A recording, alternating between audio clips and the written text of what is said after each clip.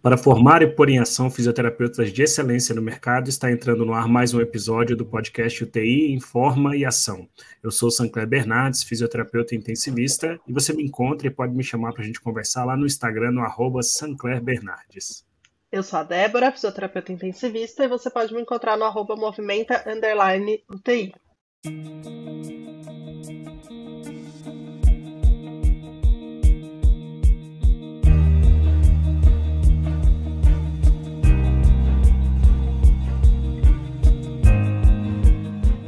E hoje nós vamos para mais um episódio do nosso podcast UTI Informa e Ação. Hoje o nosso episódio tem como título Traqueostomia, uma conversa de todos. Acho que todo mundo já teve essa experiência na UTI, né, Sancler, de ter um paciente traqueostomizado. E é um paciente, como quase todos na UTI, mas eu acho que esse tem uma conversa especial, assim, que não dá para a gente cuidar sozinho, né? Eu sempre falo para os alunos, né, quando a gente está discutindo traque, eu falo, ó, aí entra fono, aí entra fono, aí entra fono. Né? Então hoje a nossa conversa tem uma participação especial, uma convidada especial, é a Maíra. Má, seja muito bem-vinda ao nosso podcast. Vou abrir aqui para você se apresentar, mas de antemão, muito obrigada pelo convite, por aceitar nosso convite. Tenho certeza que vai ser uma conversa muito rica. A gente já trocou muitas conversas, né, dentro do contexto de UTI, né, já trocamos muitos pacientes, e aí a gente quer trazer essa troca de conversas agora aqui para o podcast e para todo mundo. Então, seja muito bem-vinda, fique à vontade para se apresentar. Obrigada, queria agradecer primeiro o convite, mesmo não estando mais no mesmo serviço, que bom que a gente pode ter essa troca e manter contato. Meu nome é Maíra, então, eu sou fonoaudióloga, sou doutora pela USP, eu trabalho muito com pacientes com foco em UTI, principalmente, minha grande área de atuação é a disfagia, eu tenho especialização em fonoaudiologia hospitalar, atualmente eu atuo no Hospital Alemão Oswaldo Cruz, e fui convidada para participar aqui, falar de paciente traqueostomizado, que é a minha grande paixão, assim, de atendimento e reabilitação, é o paciente traqueostomizado e disfágico. Bom, seja muito bem-vinda, Maíra. É muito interessante ter a sua presença aqui para a gente poder conversar sobre o assunto, e como a Débora disse na chamada do episódio, né, uma conversa de todos. Então, é muito interessante porque uma visão muito particular minha, tá? Os pacientes traqueostomizados, eles são os pacientes que muitas vezes ficam mais tempo com a gente dentro da unidade de terapia intensiva e que por muitas vezes são aqueles que são meio que esquecidos ou negligenciados do ponto de vista de estudo, né? E aí parece que é meio levado com a barriga. Não, esse paciente a gente vai vendo, é um paciente difícil, é crônico. E eu acho que isso tira muito das perspectivas e do prognóstico que a gente pode oferecer aos pacientes. Então vai ser muito bacana poder conversar com você. E aí, para dar um pontapé inicial na conversa, eu queria lhe fazer uma pergunta de ordem bem prática, assim, lá no dia a dia, você como fonoaudióloga que lida com esses pacientes, qual a sua percepção em relação a isso, ao envolvimento da equipe para com o paciente traqueostomizado? O que você falou faz muito sentido em relação à pesquisa, pelo menos da parte da fonoaudiologia, acredito que da físio também, a gente tem muita dificuldade de transporte, vamos dizer assim, com esses pacientes. Então, a grande parte de estudos, né, pelo menos da parte de fono, a gente precisa de algum achado objetivo para poder trazer informações mais relevantes a respeito desse paciente, que são os exames que avaliam a deglutição do paciente, né? Então, esses exames normalmente não são realizados em beira de leito, então o paciente teria que ser transportado até o setor onde é realizado esse exame, e isso acaba dificultando muito. Então, para você levar um paciente traqueostomizado, um paciente de UTI, até um setor que realiza exame, às vezes isso não é viável, às vezes não tem equipe, às vezes não tem braço para fazer tudo isso, né? E acho que da parte do paciente, assim, ser negligenciado, ser meio que esquecido, deixado de lado dentro da UTI, eu acho que vai muito da questão da comunicação. Então, assim, é um paciente que não consegue se comunicar, ele não consegue falar, ele tá mudo, então ele não consegue reclamar, ele não consegue pedir muitas vezes. E aí acaba passando, ele acaba não sendo um paciente ouvido, ele não tem voz ativa dentro da UTI. Então, assim, a enfermagem acaba fazendo talvez o mínimo ali por esse paciente, porque ele não consegue manifestar o que ele quer, o que ele precisa, o que ele está sentindo. E por muitas vezes esse paciente acaba sendo realmente um paciente que está esquecido ali, que não tem suas vontades ouvidas ou suas necessidades totalmente realizadas por conta desse mutismo temporário que ele apresenta, né? Mas você sabe que você estava falando da questão da comunicação, né? Eu acho que outro problema sério é assim, como é um paciente que eu acho que ele tem fases não, mas etapas, né? E alguns pontos principais ali de inserção de avaliações específicas, de condutas específicas, e envolve bastante gente, ou pelo menos deveria envolver. Sim. A comunicação é um problema, né? Eu já peguei, assim, alguns pacientes que às vezes, sei lá, vou dar um exemplo. O paciente estava há 4 dias fora do ventilador, já completamente desmamado do ventilador mecânico. E aí eu perguntava, e a fono liberou, não liberou? Esquecemos de pedir a fono, sabe? E aí eu, É, gente do céu, como assim vocês esqueceram de pedir a fono, sabe? Então eu acho que acontece tem um muito. pouco É. disso, né? Acredito que, não só nos hospitais com qual eu já trabalhei, mas em todos os setores, acho que assim, o número de profissionais fonoaudiólogos que existem é muito pequeno em relação ao número de pacientes. Então, assim, a gente não tem um fonoaudiólogo fixo para a unidade de UTI, igual a gente tem um fisioterapeuta fixo para a unidade de UTI. A nossa demanda, óbvio que é muito menor em relação à demanda de um fisioterapeuta dentro de uma UTI, porém, eu não passo o dia todo na UTI, então eu não sou uma pessoa que está ali o tempo todo sendo vista e acaba que o pessoal às vezes esquece. E aí, muitas vezes, eu vou lá e cavo o atendimento do paciente. Então, assim, tô vendo, eu tô passando aqui alguns dias, tô vendo que o seu fulano ali, que é traqueostomizado, já saiu do ventilador. O que você acha, né, da fono vir atender? Teoricamente, assim, não é o meu papel, né? Eu tenho que ser acionada por alguém e muitas vezes esse alguém acaba esquecendo que eu existo. E esse paciente também acaba sendo negligenciado, né? Então, ele poderia estar começando alimentação, vocalização e reabilitação mesmo, que seja, que ele não conseguisse fazer nenhum desses 2 por hora, mas ele tá lá esquecido, porque ninguém lembrou da fono e ninguém olhou pro paciente e pensou que ele poderia já estar dando um passo além ali do que ele tá.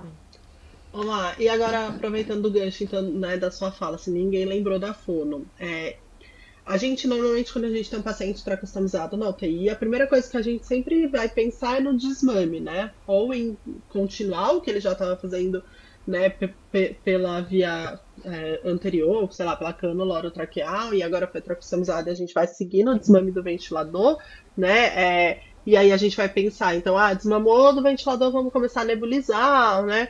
E aí, enfim, existem, né, várias perspectivas dessa nebulização pensando na físio, né? Tem paciente que nebuliza direto de uma vez e fica ótimo, tem paciente que a gente acaba indo mais devagar. Mas pegando o gancho da sua fala, assim, em que momento ou o que, assim, Qual clinicamente, característica, né? Qual é, achado clínico? deveria chamar a nossa atenção para falar, bom, esse é um paciente que agora eu deveria chamar a fono. Sabe por quê? Eu acho que a gente tem uma parceria muito próxima, né? E talvez mais próximas ou mais fácil de ser lembrado entre nós do que o médico, por exemplo, né? Sim, com Então certeza. eu acho que é um papel nosso também. Eu falo isso para os alunos, né? De não comer bola e pedir para chamar vocês no momento certo e não ficar esperando o médico ter essa atitude, né? A gente fala muito aqui no podcast desse comportamento ativo da nossa parte e até, né, de pensar fora do óbvio. Então, assim, da gente não ficar, quem tem que chamar fono é o médico, quem tem que chamar não sei quem é o médico. Não, a gente é uma equipe cuidando de paciente. Então, se eu entendo qual é o momento de chamar um outro profissional, eu posso me pôr também, né? Então, acho que a gente queria discutir um pouco isso também, assim, em que momento vocês entram? É só depois que esse paciente nebulizou 24 horas ou não, né? Tem alguns pacientes que pode ser chamado antes. Como é que tá isso em relação à prática, à literatura, enfim? Em relação à literatura, realmente não existe nada que fale assim, é o momento em que a fono vai atender. Assim, existe o que a gente pensa fisiologicamente falando desse paciente, o que é mais adequado ou não para se tratando de deglutição. E se tratando de comunicação, de oclusão e adaptação de válvula de fala, quando que esse paciente tem indicação ou não. Porém, o que acontece? Existem serviços e serviços. Então, assim, os 2 hospitais que eu tenho essa visão, eles são completamente diferentes. Então, um dos hospitais, apenas o médico podia chamar fono e existia um protocolo que o paciente deveria estar nebulizando há pelo menos 48 horas para poder iniciar. Mas não nebulizando full time, ele tinha que estar nebulizando 4 horas por período. Então, assim, era bem específico. No hospital que eu trabalho atualmente, grande parte dos pacientes a gente já começa a atuar mesmo com o paciente ainda em ventilação mecânica. Então, mesmo que o paciente não esteja desmamado ou esteja com um desmame muito inicial ali da ventilação mecânica, muitas vezes se o paciente tem um neurológico bom para realizar exercício e treino com a gente ativo, eles já acionam a fono para a gente fazer essa reabilitação um pouco mais precoce. E tem dado certo, assim, na prática que eu tenho visto. Então, assim, eu te falar que existe um momento ideal, a gente tem algumas linhas que a gente pode seguir o raciocínio aí, pensando na fisiologia e na melhor colaboração desse paciente para a terapia fonoaudiológica. Então, assim, o mundo ideal é o paciente que consegue estar fora da ventilação mecânica por maior período de tempo no dia possível e um paciente que tem um neurológico bom a ponto de responder para o que eu estou solicitando para ele. Vai acontecer de um paciente estar nebulizando completamente, tipo 24 horas por dia e o neurológico dele ser péssimo, ele não responder nada. Ele também tem critério para ser atendido pela fono, porque eu não vou trabalhar apenas comunicação, apenas introdução de dieta, eu vou trabalhar também o desmame dessa cânula. Então, às vezes é um paciente que tem força de tosse, que não é secretivo, mas não tem necessidade mais daquela cânula. Então, eu posso entrar e já tentar desmamar a traqueostomia desse paciente. Ou muito pelo contrário, é um paciente que não tem drive, depende do ventilador, está ali pendurado na ventilação mecânica, mas o neurológico dele é ótimo, ele pede muito por água, ele faz todos os exercícios ativos, ele quer comer, e aí é completamente o oposto. Então não existe uma linha exata para a gente seguir, existem casos e casos. Então, assim, o mundo ideal é isso, paciente desmamado com neurológico bom, mas existe o paciente que desmame e tem neurológico ruim, existe o paciente que não desmame e tem um neurológico bom, e aí a gente vai avaliando caso a caso como é que funciona. O que vai diferenciar é a conduta que eu vou tomar com esse paciente. Então, a conduta que eu vou tomar com um paciente com neurológico bom, a conduta que eu vou tomar com um paciente que não tem um neurológico tão bom, a conduta que eu vou ter com um paciente que já desmamou da ventilação, a conduta que eu vou ter com um paciente que está alternando entre ventilação mecânica e ventilação espontânea, e a conduta que eu vou ter com um paciente que está completamente em ventilação mecânica. Aí vai mudar mais a minha conduta do que quando deve ser acionada a fono, eu acho. Óbvio que tem pacientes, o que a gente tem que levar em consideração é o paciente tem que manter os sinais ali que ele precisa para sobreviver. Então, se o paciente que tem um neurológico ótimo, mas a parte ventilatória ele tá péssimo, assim, a ponto de descompensar com qualquer coisa que eu vá fazer, não é o momento da fono entrar nesse caso. Mas se é um paciente que tá, assim, ainda está na ventilação, mas já está um pouco mais estável, a fisio já está tentando começar um desmame ali, eu já posso começar a atuar para fazer reabilitação de força orofacial, não trabalhar diretamente com manipulação de traqueostomia e tal, mas trabalhar toda a musculatura que envolve deglutição, que envolve articulação, para talvez conseguir trabalhar um pouco de articulação áfona e tentar entender melhor o que esse cara fala, ou então entrar com uma comunicação alternativa, pelo menos, tipo, não vou trabalhar nada com deglutição, mas vou trabalhar com comunicação alternativa das mãos, pranchas de comunicação. Tem vários pontos aí onde a fono pode entrar e já começar a trabalhar com esse paciente.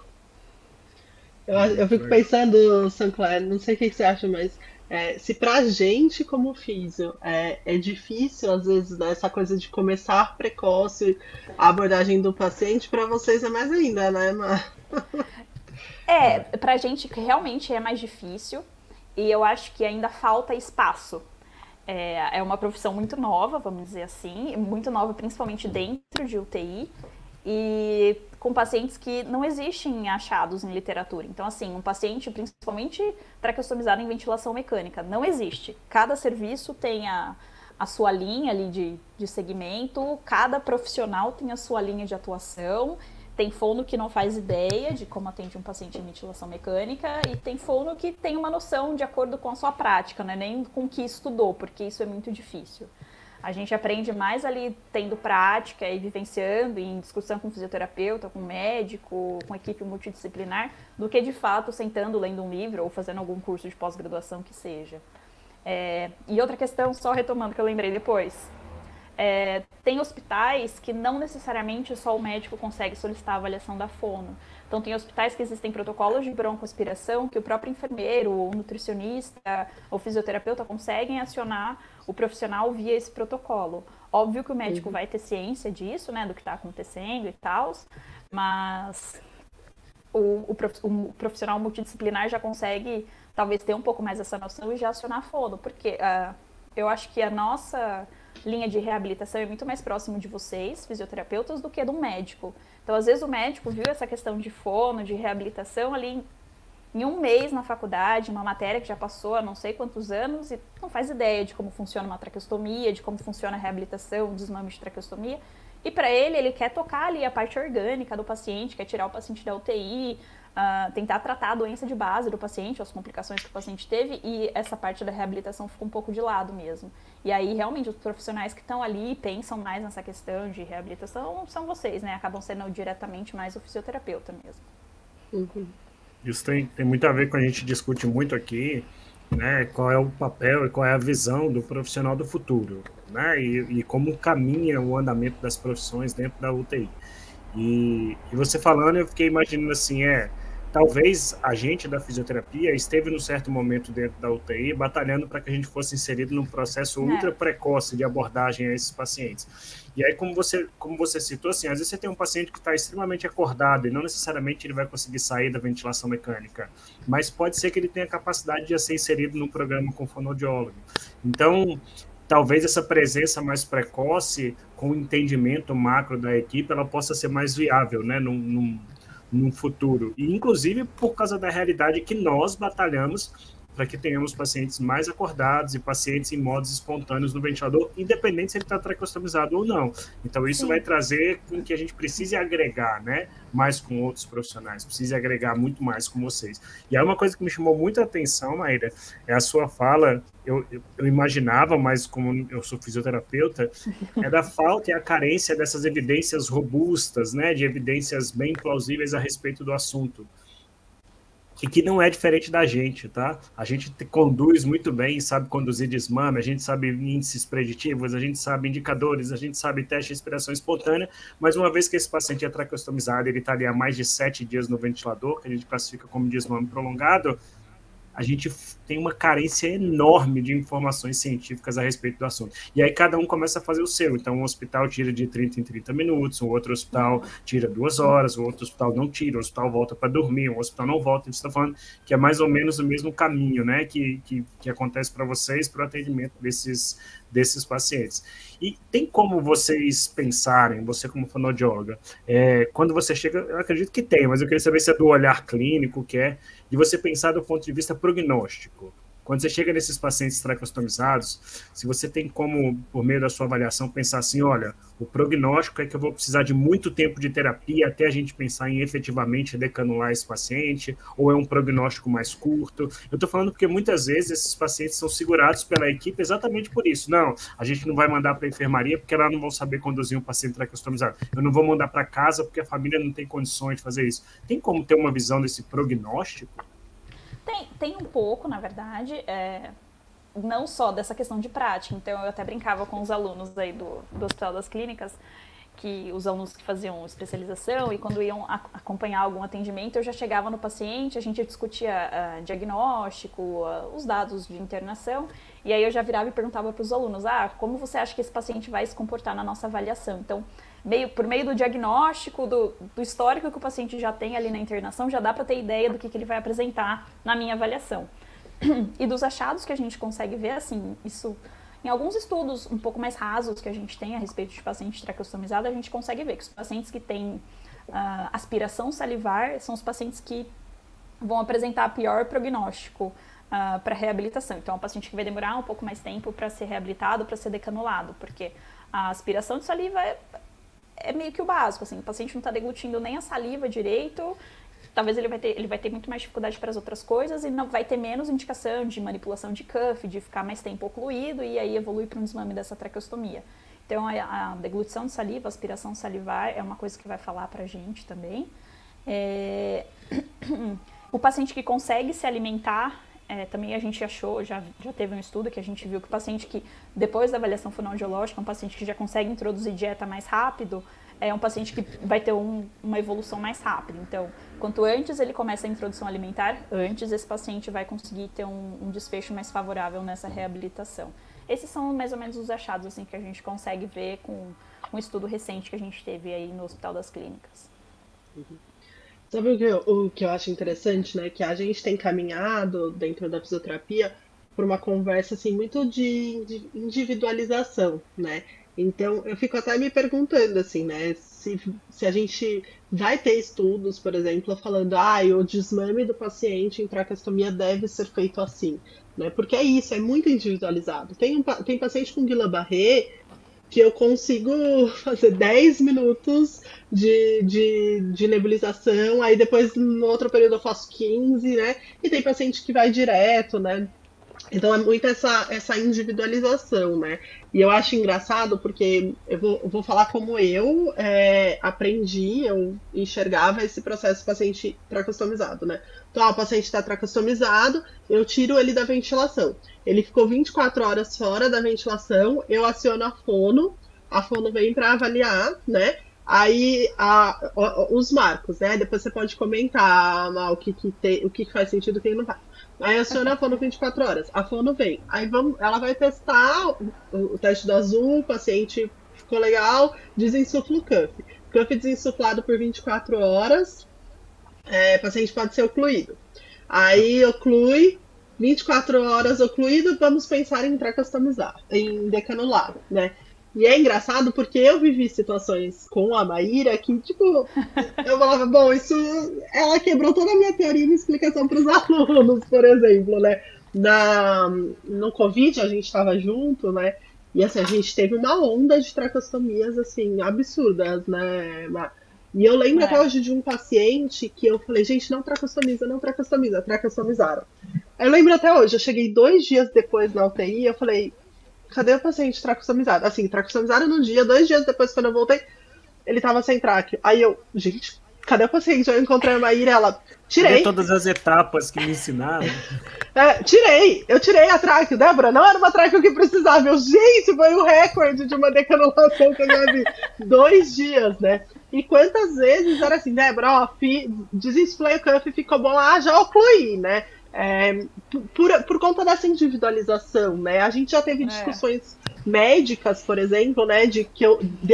Do médico falar, acho que eu quero que diminua a traque. Gente, pelo amor de Deus, o paciente já tá ocluído há 48 horas. Chama a fono, chama o reforço para a equipe pra gente falar, não, vamos decanular.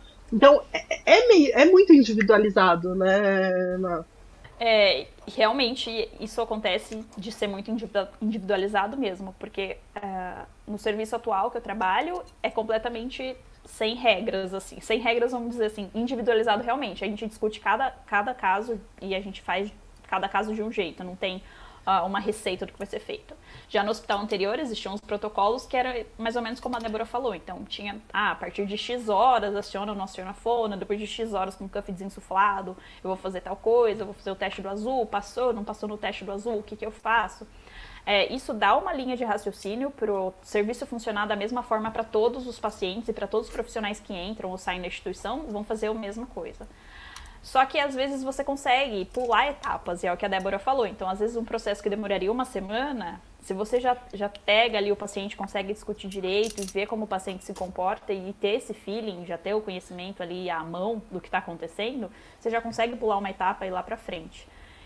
Então, cada caso, eu acho que você tem que analisar cada caso de um jeito. Dá para ter os marcadores, com certeza, para isso guiar, assim, ter tipo um guideline para o profissional fonoaudiólogo que vai atuar com esse paciente, olhar e pensar e falar, opa, acho que está na hora de eu fazer tal coisa. Mas também a gente tem que pensar que cada caso pode ser um caso, e conforme a experiência que você tem, a vivência que você já teve de outros casos que você já acompanhou, também conseguir pular essas etapas e encurtar esse processo que demoraria talvez meses, semanas, você diminuir, em uma semana você consegue fazer tudo com o seu paciente. Acho que é isso. Isso faz a gente abrir uma reflexão muito interessante, que assim, será que ficar com uma cânula ocluída por 24 horas é a melhor forma de se avaliar a broncoaspiração? Com certeza não é. Eu posso estar errado, mas assim, com certeza não é. Então, por que nossos protocolos precisam ser dessa maneira? Talvez pelo fato da gente não ter um fonoaudiólogo o tempo inteiro e de os profissionais que estão lá dentro não se sentirem seguros, mas se você, fonoaudiólogo, faz uma avaliação específica e você, pelos seus métodos muito mais precisos do que deixar ali o tempo inteiro, você consegue perceber sim que há uma capacidade de deglutição, de fonação e etc. Por que teríamos que esperar isso se isso não é um padrão ouro? E ainda vou além.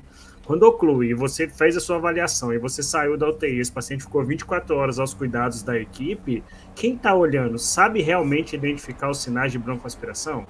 Eu duvido. Não duvido que saiba. E às vezes o paciente tem ao longo dessas 24 horas sinais de broncoaspiração e mesmo assim ele é decanulado, ou o contrário, ele não tem sinal nenhum e um dia ele tossiu lá por qualquer motivo que seja, eu tossi agora há pouco aqui, aí não, isso aí é broncoaspiração, a gente não vai decanular o paciente, né? Então, eu acho que é mais propenso a atrasar o processo. Eu vou um pouco além, na verdade. Quantos pacientes que não são traqueostomizados que broncoaspiram saliva? E quantos pacientes traqueostomizados que broncoaspiram saliva deixam de ser decanulados porque eles estão aspirando saliva? Quanto que essa broncoaspiração está impactando na questão da decanulação ou não desse paciente? Quanto que ele consegue proteger de via aérea, de pulmão ou não? Quanto que ele vai tolerar fazer um BIPAP sem a traqueostomia? Quanto que ele não vai tolerar fazer esse BIPAP com ou sem a traqueostomia?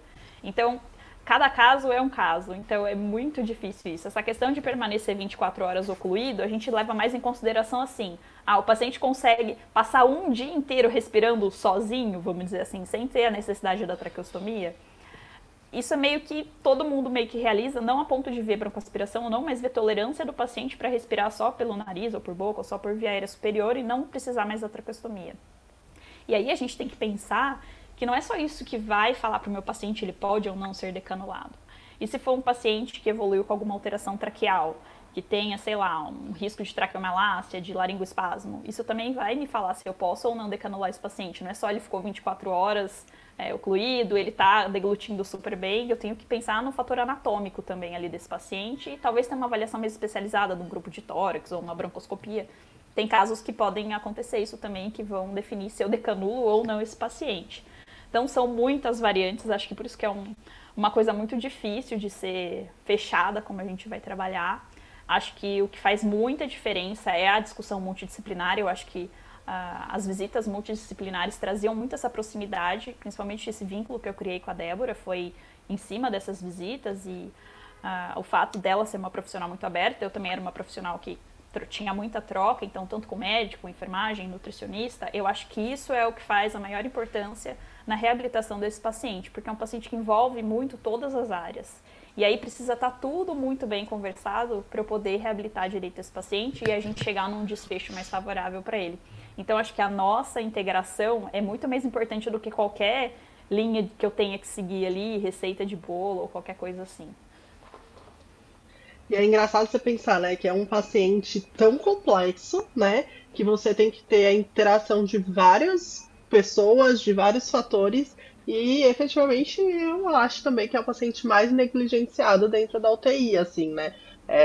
Eu fico bem incomodada às vezes quando eu vejo esse processo de retirada, né, da tráqueo, enfim, da decanulação, demorar tanto, sabe, ou sofrer tantas variáveis, sendo que, gente, é tão difícil um paciente traqueostomizado em casa, né?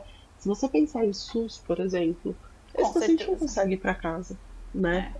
E aí precisar de aspiração, de treino, aspirador, você tem treino um para desfecho aspiração, horrível, exato, né, para o paciente, que às vezes vai para um hospital de retaguarda, enfim, e às vezes é muito porque não teve um acompanhamento adequado. Né? Com certeza. Então, eu fico assim, quando a gente pensou em falar sobre traqueostomia, né, paciente traqueostomizado, era muito com essa ideia de, óbvio que a gente não quer passar, né, todos os conceitos aqui, porque a gente poderia falar horas, né, de o que é o teste do azul, o que né, mas é a ideia de chamar a atenção para um paciente que não pode ser negligenciado, né, e que a gente precisa muito estar junto e fazendo essa troca, porque às vezes é isso, né? A fono desinsufla o cuff e passa a responsabilidade pra gente, né, Mar? E passa a bola pra gente, porque ela vai vir só no dia seguinte. Exatamente. Né?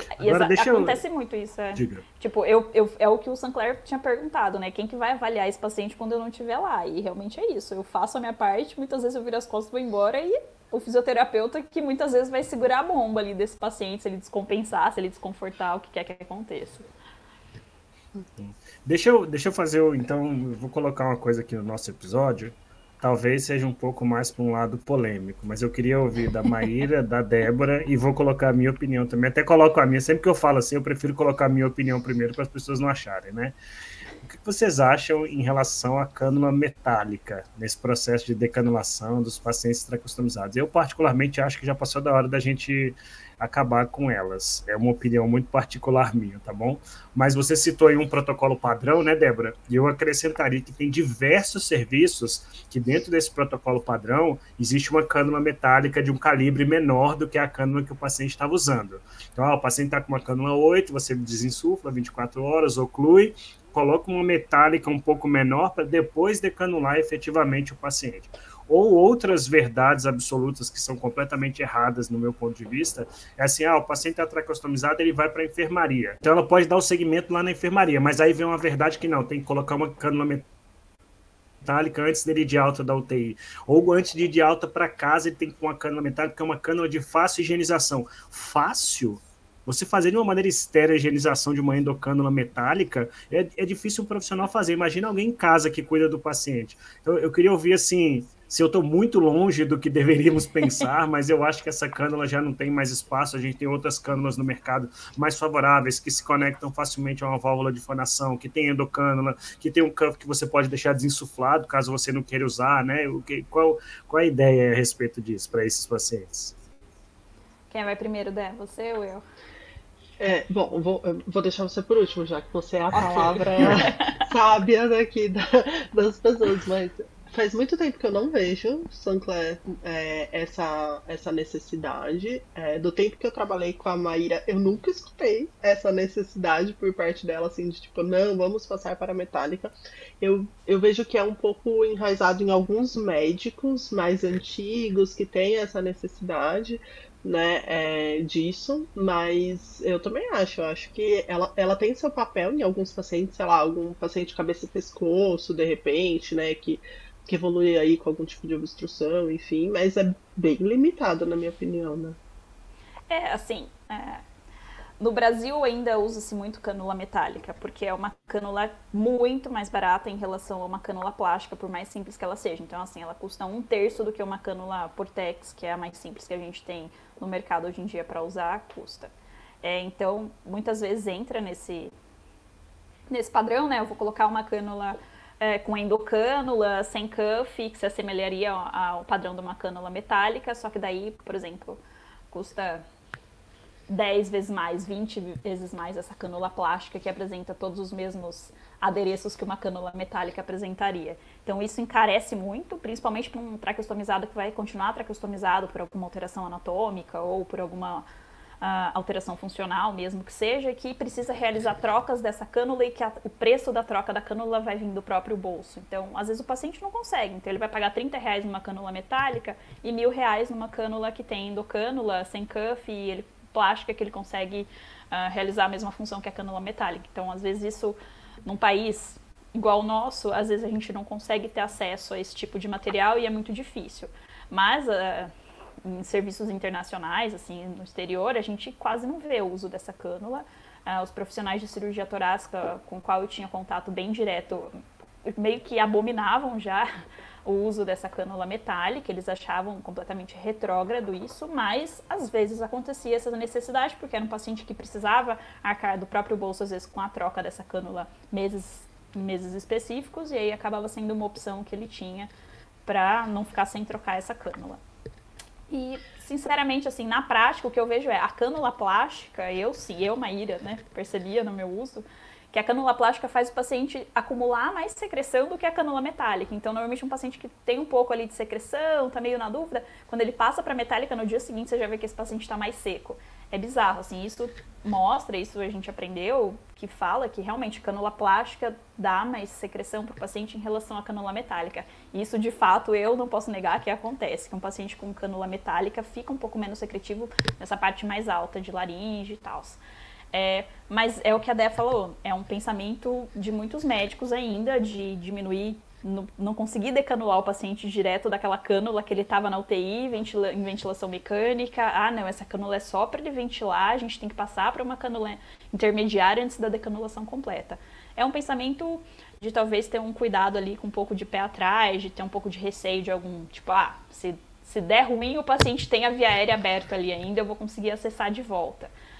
Mas não há necessidade, assim, a partir do momento que o paciente está ventilando com uma traqueostomia ocluída ali, não sei quantos dias, para que eu vou precisar colocar uma cânula metálica nesse cara para ele poder ser decanulado? Não tem porquê, entendeu? Tipo, ele não precisa mais da via aérea aberta pela ostomia ali para conseguir respirar ou fazer higiene brônquica, ou quer que seja, né? Então, realmente, em muitos casos não faz necessidade alguma, mas mesmo os 2 serviços que eu já trabalhei aí, ainda trabalho, muito médico tem esse pensamento, vamos passar para metálica antes de decanular.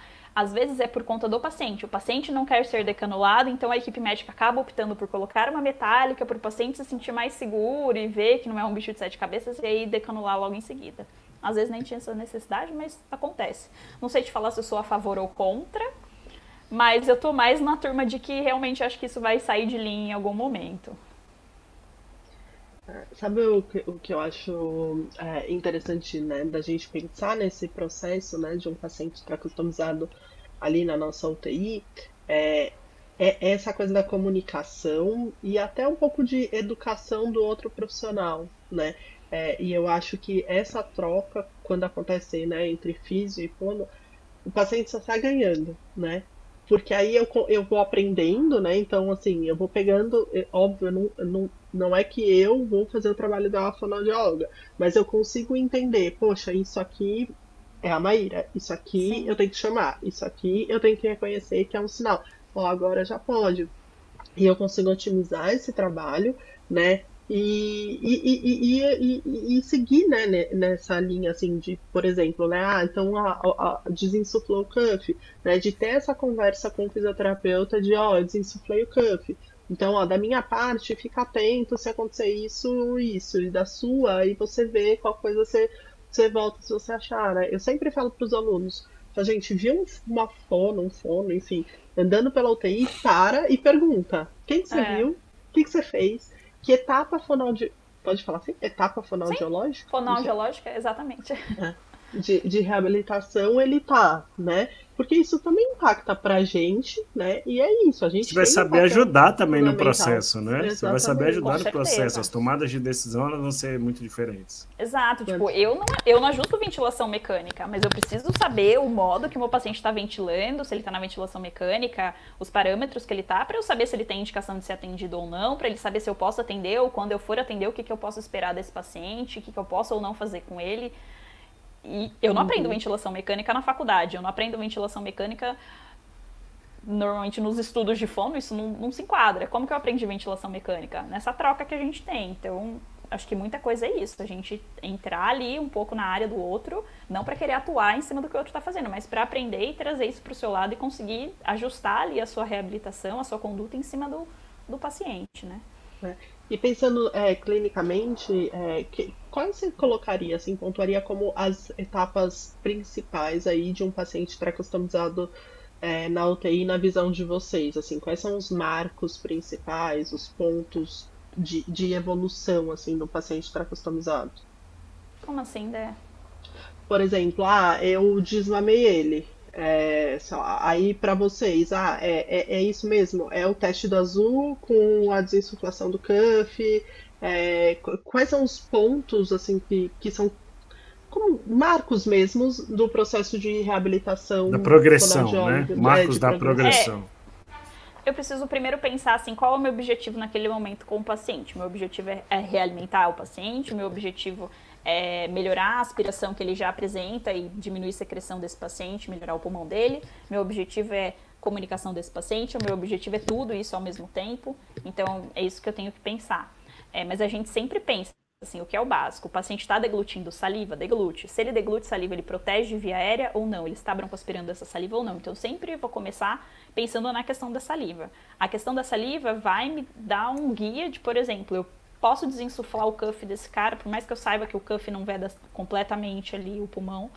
Posso desinsuflar o cuff dele com tranquilidade ou eu tenho que desinsuflar o cuff dele ali prestando atenção se ele não vai ficar mais secretivo, se ele não vai desaturar. Então, acho que a deglutição de saliva é a primeiro start que a gente tem que ter e avaliar e ver se está seguro ou não, porque isso vai me definir, vai me falar se eu posso ou não e com mais voracidade para reabilitar ele e já introduzir alimentação e já tentar uma válvula de fala, oclusão para esse paciente falar. Ou se eu tenho que ir um pouquinho mais devagar, primeiro trabalhar ali essa questão da sensibilidade laríngea, de broncoaspiração de saliva, para depois começar a dar passos um pouco maiores pensando em evoluir melhor esse paciente. Então a deglutição de saliva é o primeiro passo que acho que o fonoaudiólogo tem que avaliar ali, ver como é que está nesse paciente, além de toda a questão muscular, né? Então eu vou ver músculos, assim como vocês avaliam mobilidade de membros, eu vou avaliar como está a musculatura de bochecha, de língua, de laringe, que é o que faz parte do momento da deglutição e é o que eu consigo trabalhar, independente do modo ventilatório, de como esse paciente vai estar. Ele está ali acordado, para mim já basta para eu conseguir reabilitar um pouco dessa parte motora e muscular ali dele. E o teste do azul, ele é feito para todo mundo? O teste do azul é outra questão polêmica que a gente vai começar aqui, então, já que você puxou. O teste do azul, assim como o Sancler puxou da traque metálica, o teste do azul também é uma questão muito polêmica. A gente tem estudo que mostra que o teste do azul nem sempre ele é fidedigno. Então, tem paciente que faz o teste do azul e vai para um exame objetivo de deglutição e mostra no exame objetivo de deglutição que o teste do azul estava oposto ao resultado no exame objetivo de deglutição. Então, um paciente que não broncoaspirou no teste do azul durante o momento que a gente está fazendo lá o teste, mas aí você manda esse paciente para o exame objetivo de deglutição com nasofibrolaringoscópio e aí eu consigo ver que está cheio de saliva parado lá na prega vocal do paciente e ele está broncoaspirando. Então, o teste do azul, às vezes ele não é tão sensível quanto ele deveria ser. E eu não consigo pegar realmente o que acontece. É uma ferramenta que ajuda, o paciente está com a via aérea mais exposta ali, eu consigo ver, está saindo comida, está saindo corante, eu consigo saber de fato se está broncoaspirando. Se saiu, não tem como negar. Não, saiu, o paciente está broncoaspirando. Mas se não sai, eu não consigo te dar 100% de certeza que esse cara não está broncoaspirando. Então, é o que a gente sente às vezes. Eu passei, fiz o teste do azul com a saliva e passou, deu certo, vamos deixar o cuff desinsuflado. Mas é aquele cara que tá todo dia ali secretivo, que se aspira a traqueostomia, sai cara de saliva. É porque o teste às vezes não foi tão fidedigno. Ou porque o cara cuspiu, ou porque parou em alguma região ali, supratraqueostomia. Então, não dá para eu te afirmar 100% de certeza que esse teste foi fidedigno ou não. No hospital que eu atuo hoje em dia, o teste do azul com saliva, ele é raramente realizado, raramente. É só quando, assim, você precisa provar para a família ou para a equipe que está, de fato, acontecendo ou não alguma coisa, a gente realiza o teste do azul. Mas a gente vai muito mais pela avaliação clínica do paciente no dia a dia, com manipulação de cuff, com introdução de dieta primeiro, do que, de fato, com o teste do azul de saliva. Então, eu consigo avaliar a deglutição de saliva sem ser com o azul ali, pelas análises clínicas que a gente faz mesmo, ou por exames objetivos, mas o teste do azul, ele tem caído um pouco por terra, porque esses estudos mostraram que nem sempre ele é tão sensível quanto ele deveria ser. Então, assim, na comida, muitas vezes a gente coloca. Então, antes de liberar a comida para o paciente, eu coloco o azul, ou então eu dou uma comida com uma cor mais forte, que vai se diferenciar da secreção do paciente, para realmente falar. Mas eu não consigo te garantir com 100% de certeza que o paciente não tem sinal de risco de broncoaspiração se não saiu. Então, por exemplo, é um paciente que pode só penetrar, ou seja, a comida entra na via aérea e sai, quando ele termina a deglutição, que a gente vê em exame. Vai que em algum momento esse cara falha, e aí esse pouco de comida escapa, ou esse pouco de saliva escapa e acaba broncoaspirando. Porque a minha avaliação é isso, ela é muito pontual. Eu chego, faço a avaliação e vou embora. Quem me garante que nas outras 23 horas do dia o cara não vai estar broncoaspirando? Não dá pra ter certeza.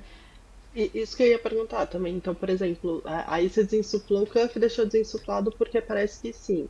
Aí eu vou lá daqui, sei lá, 8 horas e aspiro e acho que não tá legal, por exemplo. Você acha que ok o físio falar, bom, putz, parece que não, que tá vindo um pouco de comida ou qualquer coisa, e insuflar o cuff de novo, por exemplo, pra esperar vocês no dia seguinte. Eu acho que super ok. Eu acho que super ok, porque é a segurança do paciente em primeiro lugar. É muito melhor eu chegar no dia seguinte e falar assim, não, acho que isso que aconteceu é tal coisa, vamos desinsuflar de novo. Tipo, eu não vou perder, na verdade, talvez eu deixe de ganhar alguma coisa. Melhor do que deixar ele aspirando, né? Exatamente. E agora isso traz a importância do que você colocou antes, Débora, é da conversa. Então, quando o fonoaudiólogo passar na sua UTI e tiver uma proposta de deixar um cuff desinsuflado ou não, chegue no fonoaudiólogo, agora eu estou falando diretamente para os fisioterapeutas que estiverem nos ouvindo, chegue no fonoaudiólogo e pergunte assim, que sinais você acha que vão me indicar que esse paciente está broncoaspirando? Para que isso fique claro, para que o fisioterapeuta possa passar isso, inclusive, no plantão, para que os demais colegas, ao perceberem aqueles sinais, é uma tosse frequente, é um acúmulo de secreção, é uma ausculta traqueal ruidosa, o que vai ser identificado como um sinal de secreção, né?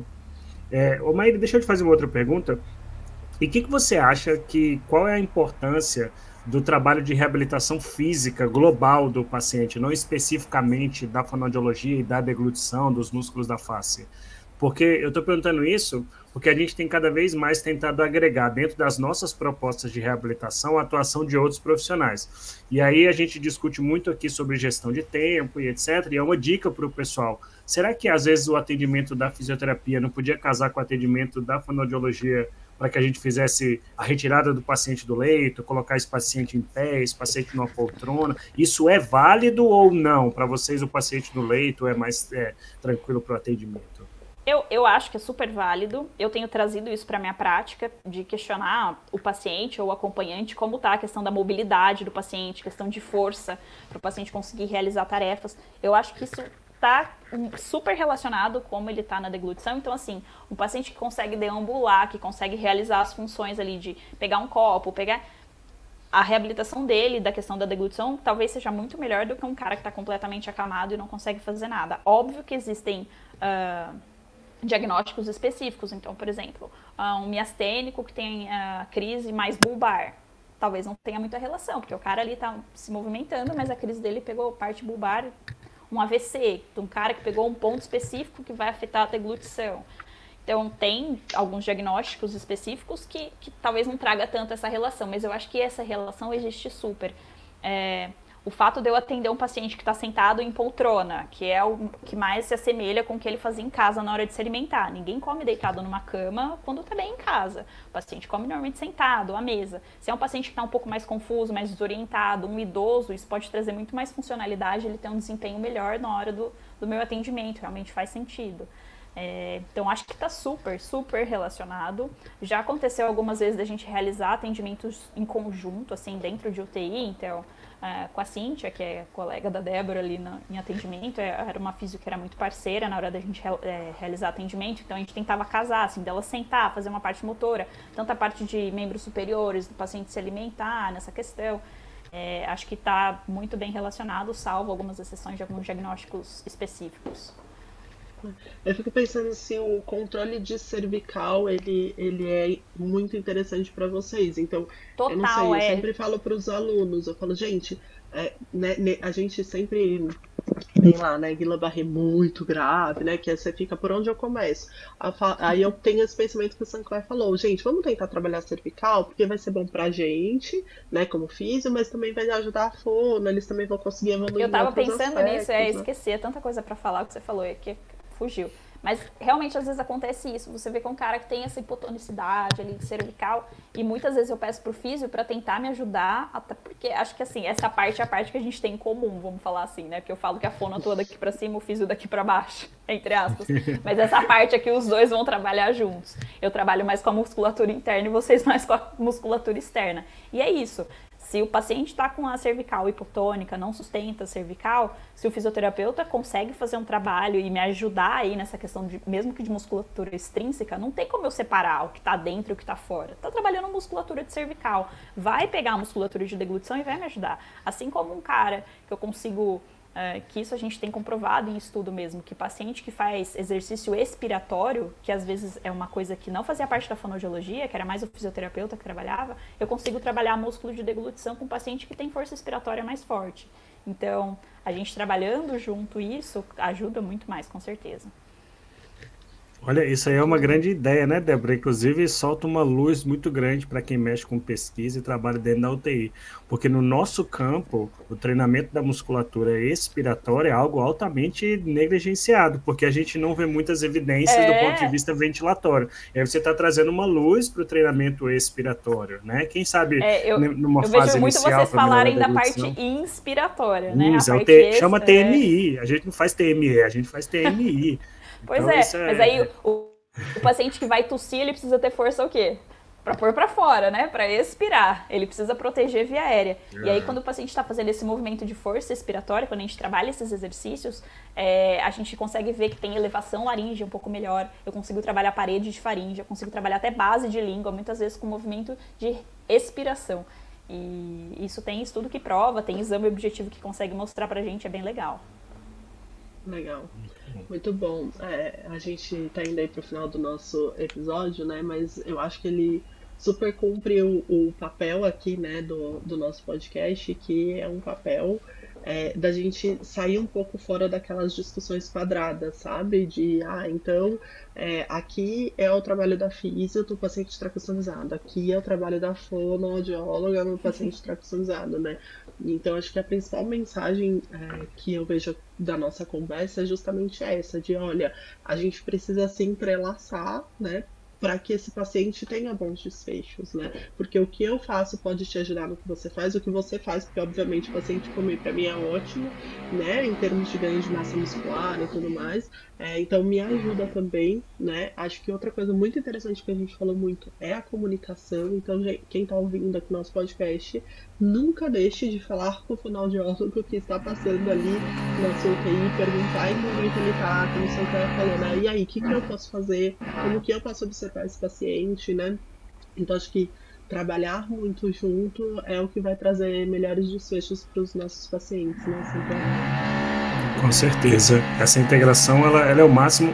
Nessas conversas, elas vão trazendo insights de coisas que a gente pode melhorar, né? Então, eu daqui dessa conversa eu saio com 1000 ideias para a prática, para assistência, para os alunos e para a pesquisa, e eu acho que isso, tomara que isso chegue para as pessoas. Maíra, a gente tem uma tradição aqui. Sankara, só uma coisa. Diga. Talvez seja uma conversa muito mais produtiva do que a gente ficar discutindo.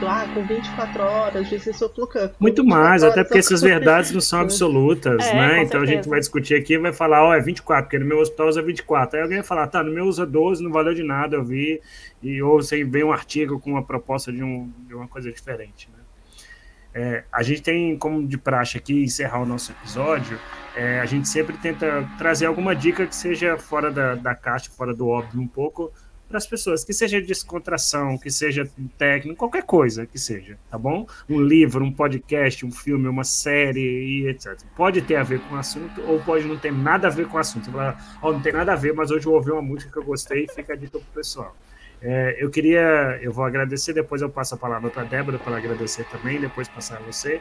Eu queria agradecer a sua participação aqui, dizer que é muito bom a gente receber profissionais de áreas diferentes, isso só tem a agregar e o nosso podcast tem essa proposta e que isso possa para as pessoas que estão nos acompanhando, nos assistindo ou nos ouvindo, possa agregar para eles também no dia a dia profissional deles. Eu vou deixar uma dica, um filme que uma vez eu assisti, só me veio à cabeça esse filme porque durante o filme a pessoa é submetida a uma traqueostomia e mostra um pouco de cuidados dela com a traqueostomia. É um filme chamado Kiss and Cry. É uma história verídica de uma patinadora e uma cantora no Canadá, e ela tem um câncer e ela acaba por câncer na traqueia, se eu não me engano, e ela acaba por precisar de uma traqueostomia. Então é um filme mais descontraído, com o drama, né, da história, mas é interessante, tem a traqueostomia envolvida, tem os perrengues que a família passa para cuidar da traqueostomia dela e tal. Então eu acho que é um filme que vale a pena. O filme chama Kiss and Cry. Tá bom? Obrigado, Maíra. Eu passo a palavra à Débora agora. Talvez quem assiste esse filme entenda um pouco da dificuldade que é você deixar um paciente tracostomizado sem esse cuidado, né? E ele acabar indo para a enfermaria ou para casa desse jeito. Muito obrigada pela sua companhia aqui com a gente, pela participação. Acho que foi ótimo. Espero que todo mundo consiga aproveitar e levar lá para beira-leito toda essa nossa discussão. Se você tiver algum filme, algum livro, alguma coisa que você goste e quiser indicar, eu queria indicar essas semanas que passaram, meu filho adora assistir um canal no YouTube que chama Manual do Mundo. Vocês já ouviram falar? É do Iberê Tenório. Eu já ouvi falar. ele adora assistir, e aí esses dias ele estava assistindo, e o episódio era sobre como funciona um ventilador mecânico.